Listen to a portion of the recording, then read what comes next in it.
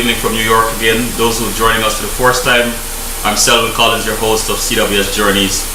The lovely man, gentleman next to me is Kojo Parris. Kojo, welcome to CWS Journeys again. Selwyn, thanks for having me again. It's a pleasure. Anytime, brother. Anytime. Please tell us a little bit about yourself and what you do. Good heavens. Born and bred in Buxton. I had the opportunity to go to some fairly decent schools because my parents thought that education was the only legacy they could leave me, and after graduating in engineering, engineering was way too hard, so I became an accountant and ended up as an investment banker in the UK, and then went over to Africa, particularly Zimbabwe and then South Africa. And in 2002, I was fortunate enough to be able to leave corporate, and since I've pretty much been doing my own thing, sometimes as a representative in the government of Guyana, as an honorary consul, mostly indulging my passion in social entrepreneurship, and also managing a private portfolio, and sometimes on behalf of others.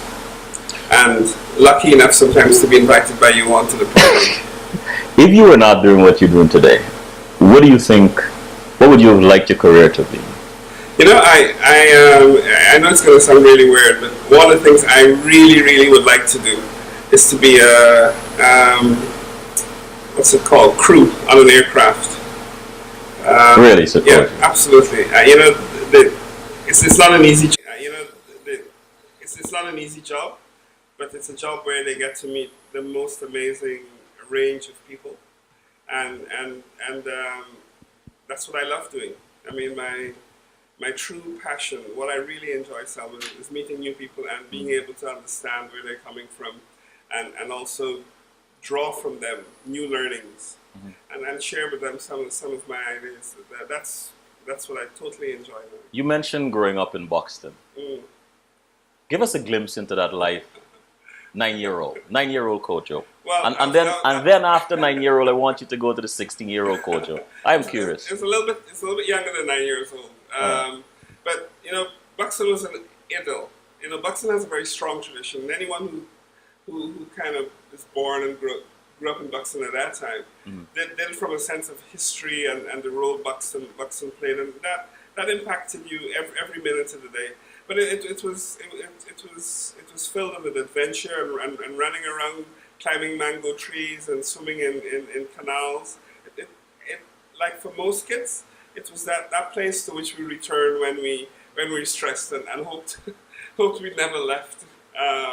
But there was history, there was challenge, there was lots of competition, and most of all, there was camaraderie. And who was Kojo at 16? 16. A little bit confused, a little bit utterly obsessed with girls. Also very keen to learn. I was lucky because the discipline my parents, my mom was a teacher, my dad was an educationist by passion. The discipline they enforced actually became after a while in myself an eagerness to learn. Often kids rebel against it and reject the virtues of learning. I was lucky. I embraced it, and I loved reading. I read 1 or 2 books a week. I was very boring also. I enjoyed maths and physics, etc. But I was also obsessed with girls, utterly obsessed with girls.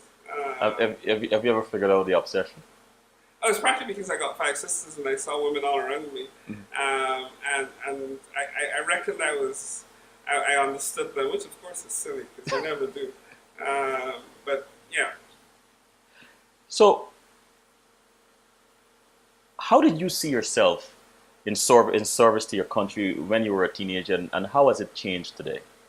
It started very early, and I blame my father for that. My father is incurably addicted to the notion that to whom much is given, much is expected. And I can't claim not to feel that way.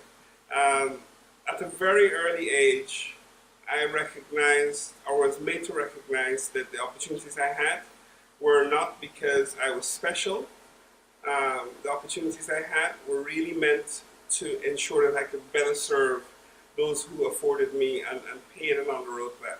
So there was never any question that what I did needed to reflect the broader requirements and the broader imperatives of society. So I don't ever remember a time, Selwyn, when I didn't feel the need or the obligation to serve. What do you see about Guyana today that motivates you to give back? You know, Selwyn, I've lived in a number of countries, and I've had the opportunities to become citizens of many countries, the UK, Zimbabwe, to some extent the US, but I still travel on a Guyanese passport. I've never had another passport, and that's partly because I can't imagine myself pledging loyalty to anywhere else but Guyana. Sometimes I hate the place, sometimes it embarrasses me, sometimes I wish I was never born there, but at the core of it, I feel a sense of Guyana owning my efforts and owning what skills and talents I have. If you were in a room with a group of people, non-Guyanese, never really heard about it nor know much about it, and you had to describe Guyana. There are two Guyanas in my mind. There's the idyll Guyana, what I would like Guyana to be, and to some extent what Guyana was when I was growing up. And that would be a Guyana, a multiracial Guyana, which was robust, where people challenged each other, loved each other, helped each other, where people spent and invested time in each other. And then that was the Guyana that I imagined I grew up in. Unfortunately, that's not the Guyana of today. The reality is that we're a hugely fractured society, a society which is disenchanted. A society is really, there's no Guyana project. You know, there are lots of things which were wrong and unpleasant when I was growing up. But I think there was one thing that I felt, and I think many Guyanese felt, that there was a project Guyana. You know, I want to build this land that belongs to me. One people, one nation, one destiny. That doesn't exist anymore. You know, the queues at the U.S. Embassy for visas really is much longer than the queue there is to serve Guyana. The passion to make something of the country, which many of us were inspired to do by, you know, be it Jagan or Burnham or whomever, has really been replaced by a passion to come and really, you know, do a 9 to 5 in New York or London. I want to, I can't speak to you that you live in South Africa, and we have had many conversations about South Africa and the great Nelson Mandela, late Nelson Mandela. When he got released and South Africa started to go through its transformation and so on, did you recognize in South Africa at the time a project, a sense of nationalism? And yeah, well, you know, when Mandela was released, and I was not in South Africa at that time. I was in '94, so I would have been in London. I think the whole world felt there was a project. You know, one of the things that Nelson Mandela did was he gave everyone, everywhere in the world, a sense that they could be a better person and that we could live better lives. And that society didn't have to be this angry, selfish, lonely place. His own struggles, I think, inspired a sense of a better tomorrow. So when Nelson Mandela was released, I think most of us were in seventh heaven. We believe it represented potentially a new paradigm. You spoke of this project when we were growing up, Guyana. When Nelson was released and you experienced that sense of patriotism, did it remind you, and how did that play out for you? Well, you know, the interesting thing is that, and as you know, Salman, we knew a lot about what was happening even when we were young people because, you know, one of the things that Burnham was a great internationalist. Right. So we'd always, certainly I had always lived with the release of Nelson Mandela as being a signal moment, a paradigm moment for the world. And when he was released, it certainly began to occur to me that there was something important happening, and there was something which we could cling on to and use as a lever, not necessarily as a lever, but as a vehicle for not just transforming the world as a whole, but certainly for Guyana. You know, the whole issue about racial harmony, the fact that this guy had been so badly treated and yet had such magnanimity and could look on his abusers with love and compassion, said to me that a lot that had gone wrong in Guyana could be healed by goodwill, could be healed by people of vision, people of passion and patriotism, getting together and saying, you know what, we can make a better tomorrow. You know, it's funny you mention words like heal and so on, and patience. In your ad, we talked about Patient Guyana. Project Guyana.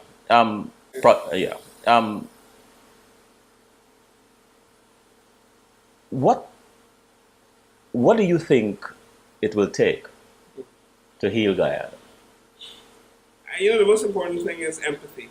Empathy. You know, we all have our sense of what the reality of Guyana is. You know, I spent a lot of today speaking to Guyanese about various things. And the one thing I understand and realize, Selwyn, is that if we're Indian, Amerindian, Chinese, Black, whatever, we all have a very different sense of the Guyana we experienced. And if all we do is to try and assert that ours is the only legitimate Guyana, ours is the only existence, the only experience which is valid, we're not going to get anywhere. I think we have to start by embracing the fact that we've had different experiences and that they're all valid in themselves, and what we need to do is to say, right, I may not agree that your view of Guyana is correct, but I respect it, and I need to find common areas of interest and motives. I need to find the overlap, and then we need to build from that overlap, because it's in that overlap that we'll find trust. It's that overlap that we'll find respect, and we need the empathy to get there. What about growing up in Guyana that prepared you for South Africa? And then when you finish that part, give me the other part of that question is, what about living in South Africa that prepares you now for Guyana? That's a great question. You know, growing up in such a diverse racial, ethnic environment, you learned two almost polar abilities. One is to stand your ground, and is to be very proud and to declare, you know, I am Black, I am Amerindian, with pride. At the same time, to have the capacity to say, you know, but I exist in this space with other people who equally have claims to it. You know, except for Amerindians, Guyana doesn't belong to anyone else. We're all guests, you know, of the Amerindian population in Guyana, and that's very relevant in the context of South Africa, which has, you know, even more challenging problems. Vice versa, living in, and not just South Africa, Selwyn, but living as a foreigner, as an outsider, in many places, and particularly South Africa, has really prepared me for the fact that we have to find ways of including everyone in the project. Because if you exclude people, and particularly if you exclude people who passionately believe they have a claim on that project and also have a significant interest, you know, we're going to be going back to square one every time. You know, we don't have to one every time. You know, we don't have to shed our principles, okay? But what we have to do is to shed our prejudices. Kojo, you know, I've always admired your oratorical skills and your depthness at you know, understanding social structures and so on. This project that you speak about, how would you define it? You know, I want to go back to define it. And when I was growing up, you know, I only grew up on the Foxborough. Right. And one of the things he did, one of the things he did very well was to give every individual he met, you know, there'd be thousands of us sitting at the Nationals, you know, at National Park. But I think each one of us felt he was speaking to use an individual. That's what great leaders do, okay? So the national project is something where everyone can feel they have a stake in it. And the national project has to be real. It has to be tangible. It just can't be, you know, airy-fairy words. You know, and again, I have to go back to that project which says, you know, feed, clothe, and house the nation. Very tangible. You have absolutely no doubt what's required. And you position, and people have to be able to position themselves to say, what is it within this project that I can make, I can contribute in, I can contribute to, you know? So for me, in a sense, the project Guyana hasn't substantially changed from that, to be quite honest, because we still don't feed ourselves, we still don't clothe ourselves, and we still certainly can't house ourselves. So to the extent that we can take that project and reinterpret it in a new context, I believe is very, very important. What do you say to those who might say,